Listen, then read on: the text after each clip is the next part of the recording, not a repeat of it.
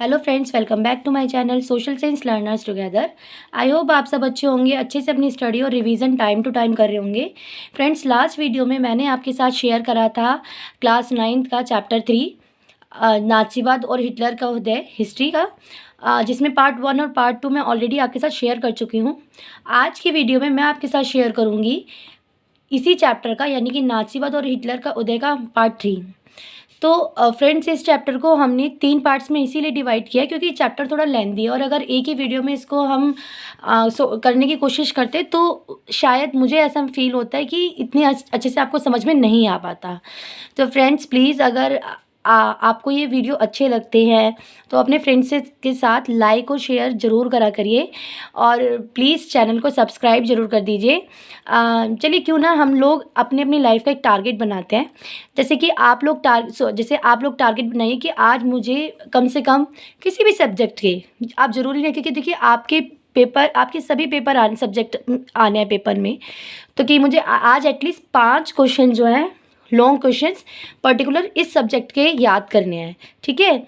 और सेम ऐसे मैं अपना एक टारगेट बनाती हूँ कि इस वीडियो से कम मुझे 10 सब्सक्राइबर मिलने चाहिए। तो वो मेरा टारगेट तभी फ्रेंड्स, दोनों टारगेट्स तभी पूरे हो पाएंगे जब आप चाहेंगे, क्योंकि जो आपको अपने 5 क्वेश्चंस लर्न करने हैं उनके लिए भी आपको मेहनत करनी है और मेरे 10 सब्सक्राइबर का जो टारगेट है उसको भी आप ही पूरा कर सकते हैं। सो प्लीज़ मेरे टारगेट को कंप्लीट कराने में हेल्प कीजिए। मेरी वीडियो को एटलीस्ट 20 इस चैप्टर की वीडियो पे अभी हम शुरुआत करते हैं, तो धीरे धीरे हम अपना टारगेट बढ़ाएंगे। ऐसे हम आपके क्वेश्चंस का भी टारगेट बढ़ाते रहेंगे। तो आज के आपके जो क्वेश्चंस का टारगेट है वो है 5 क्वेश्चन जो आपको अपने किसी भी सब्जेक्ट के लर्न करने हैं और कम से कम 20 लाइक्स और 10 सब्सक्राइबर मेरे इस वीडियो पर मैंने टारगेट किए हैं। तो प्लीज़ मेरे टारगेट को भी कंप्लीट कराने में हेल्प कीजिए। सो चलिए शुरू करते हैं हमारा आज का पार्ट, जो कि है नाज़ियों का विश्व दृष्टिकोण। देखिए, नाज़ीवाद और हिटलर के उदय वाले चैप्टर में अभी तक हमने बहुत सारी चीज़ें डिस्कस की थी, जैसे कि हिटलर कैसे उदय आया था, वाइमर गणराज्य के बारे में बात की हमने, वार्सराय संधि के बारे में बात करी, फिर अमेरिका के बारे में यानी कि उसकी डॉव्स योजना, आर्थिक महामंदी एक्सेट्रा, इन सब के बारे में डिस्कस किया था। अब जो हमारा बुक में भी आप देखोगे एक टॉपिक आता है नाज़ियों का विश्व दृष्टिकोण, यानी कि नाज़ी जो थे वो उनका वर्ल्ड के रिगार्डिंग क्या दृष्टिकोण था, वो कैसे सोचते थे, कैसे देखते थे, मतलब उनका दृष्टिकोण क्या था, कैसे उन्हें ट्रीट करना है वर्ल्ड को। तो सबसे पहले है कि जो नाज़ी में ब्लॉन्ड क्या थे, सुनहरे बाल वाले। तो नाज़ी में ब्लॉन्ड, नीली आंखों वाले नार्डिक जर्मन आर्य सबसे ऊपरी पायदान पे थे, यानी कि अगर हम इन्होंने 2 कैटेगरी को, एक को सबसे ऊपर दूसरे को सबसे नीचे रखा, तो जाहिर सी बात है उन्होंने सबसे ऊपर किसको रखा होगा, ब्लॉन्ड नीली आंखें वाले नॉर्डिक जर्मन आर्य को इन्होंने सबसे ऊपर, यानी कि ये सबसे हाईएस्ट थे। और दूसरी बात, सबसे नीचे किसको रखा, यहूदियों को। जैसे कि आपको लास्ट वीडियो में बताया था कि यहूदियों के साथ इन्होंने बहुत ही गलत व्यवहार किया था। उसके बाद हिटलर की नस्ली सोच चार्ल्स डार्विन और हर्बर्ट स्पेंसर जैसे विचारकों के सिद्धांतों पर आधारित थी। अब हिटलर ने जो ये सोच बना रखी थी कि जो जर्मन आर्य हैं, नॉर्डिक जर्मन आर्य हैं, वो सबसे ऊपर है और यहूदी जो है सबसे नीचे है, तो यानी कि हिटलर किससे इंस्पायर्ड था, तो हिटलर 2 लोगों से इंस्पायर्ड थे। पहले थे चार्ल्स डार्विन और दूसरे थे हर्बर्ट स्पेंसर। अगर हम डार्विन की बात करें तो डार्विन प्रकृति विज्ञानी थे जिन्होंने विकास और प्राकृतिक चयन की अवधारणा के जरिए, यानी कि इन्होंने, आप अंडरलाइन कर लेंगे, इसको नोट डाउन कर लीजिए आप, कि डार्विन प्रकृति विज्ञानी थे जिन्होंने विकास और प्रकृति चयन की अवधारणा के जरिए पौधों और पशुओं की उत्पत्ति की व्याख्या की थी। और वहीं पर हर्बर्ट स्पेंसर ने अतिजीविता का सिद्धांत, बहुत इंपॉर्टेंट है ये, अतिजीविता का सिद्धांत किसने दिया था, हर्बर्ट स्पेंसर ने। जबकि प्रकृति चयन की अवधारणा किसकी थी, डार्विन की।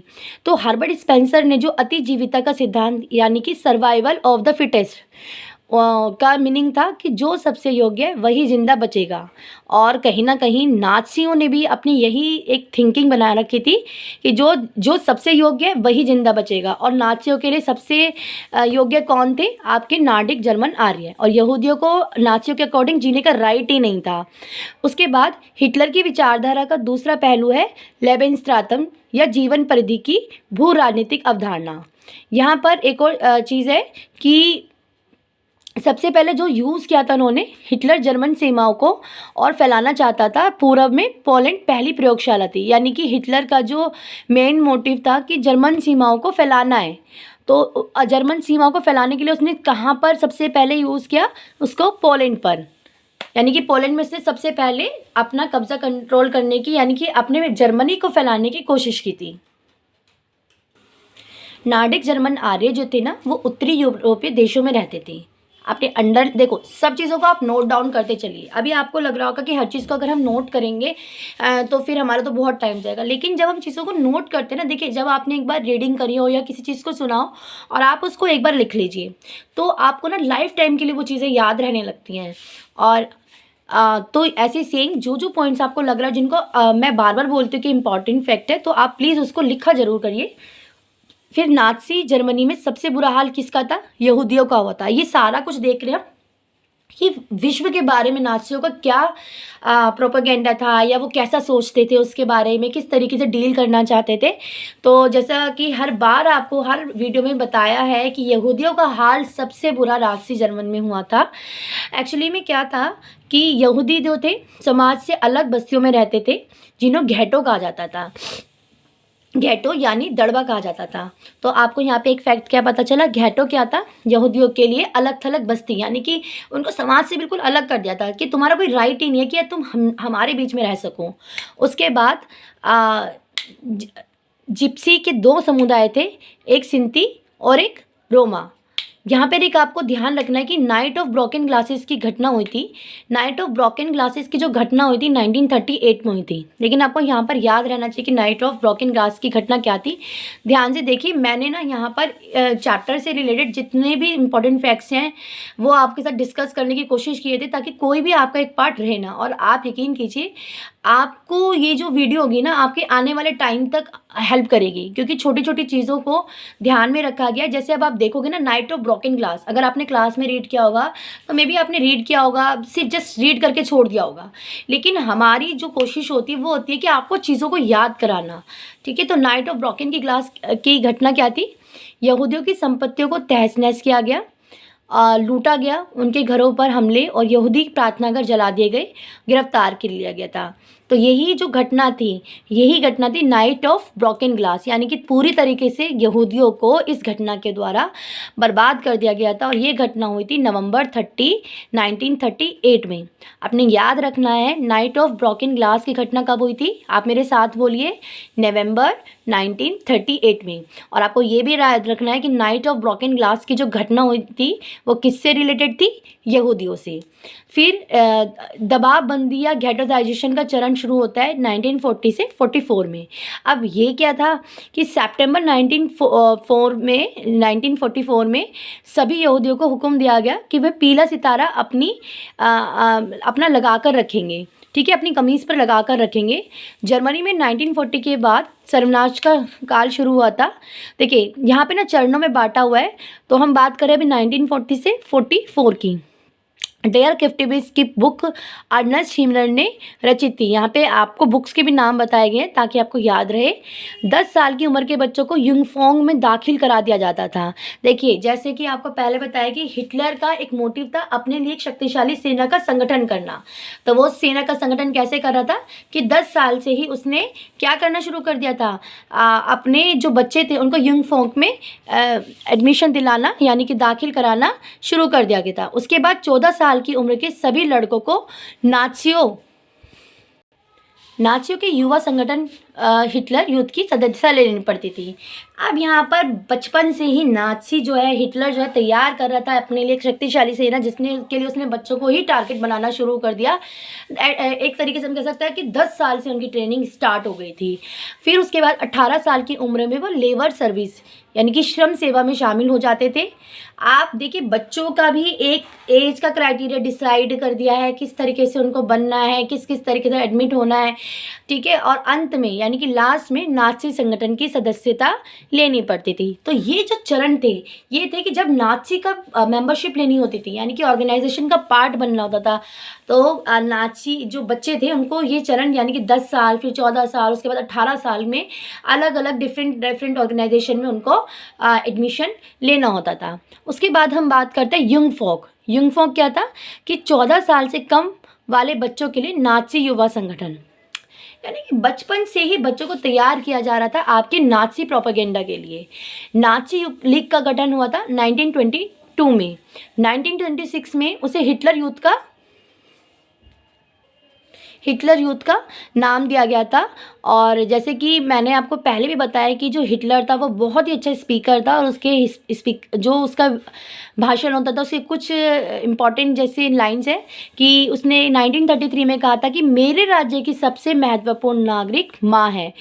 ये बहुत इंपॉर्टेंट फैक्ट है, और आपने लिखना है, स्टेटमेंट है कि किसकी स्टेटमेंट थी ये, हिटलर की, और कब दी थी, 1933 में। अब आपको 1933 की एक और घटना यहाँ से याद आई होगी, तो मैंने लास्ट वीडियो में आपके साथ शेयर करी थी, और वो आपको मुझे कमेंट बॉक्स में कमेंट करके बतानी है।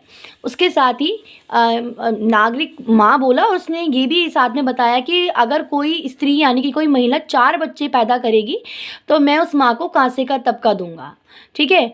और वहीं पर अगर कोई महिला 6 बच्चे पैदा करेगी तो उसको मैं चांदी का तमगा दूंगा, और 8 या उससे ज़्यादा बच्चे पैदा करने वाली माँ को सोने का तमगा दिया जाएगा। ऐसा आपको क्यों लगता है कि हिटलर ने ऐसी अनाउंसमेंट क्यों की होगी? ताकि ज़्यादा से ज़्यादा लोग बच्चे जन्म ले, और वो उसका जो मोटिव था कि मुझे अपनी एक अच्छी शक्तिशाली सेना बनानी है, उसमें मैं उन सभी लोगों को शामिल करा सकूं।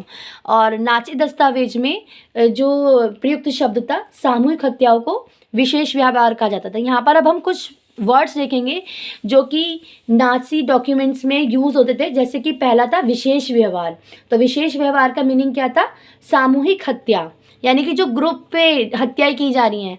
आप यहीं से लगा सकते हो अंदाज़ा कि किस किस तरीके से उसने अपनी पूरी जो सोच थी वो इन्हेंस की थी, क्योंकि जब उसने सामूहिक तरीके से हत्या कर रहा है तो वो कितना निर्दयी हो गया होगा। और उसने स्पेशल उसको एक नाम भी दिया था, वो था विशेष व्यवहार। यहीं पर एक और विशेष शब्द था, वो था अंतिम समाधान।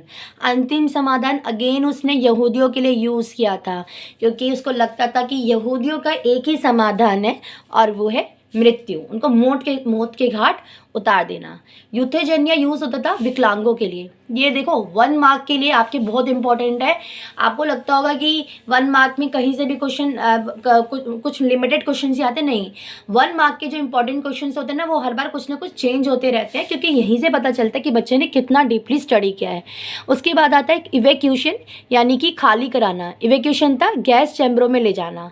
एक्चुअली में नाज़ी जो थे उन्होंने गैस चैम्बर्स बनाए हुए थे, जहाँ पे वो यहूदियों को ले जाते थे और उनको छोड़ देते, और वहाँ पर वो उस विषैले गैस के कारण वहाँ पर उनकी मृत्यु हो जाती थी। संक्रमण मुक्ति क्षेत्र था गैस चैम्बर। अब ये सारी घटना होती गई, लेकिन हर बुराई का अंत होता है, और इसी चैप्टर का भी जो अंत है वो होता है 8 मई 1945 की घटना के कारण, क्योंकि जब यूरोप में मित्र राष्ट्रों की विजय हो जाती है। वो तारीख थी 8 मई 1945।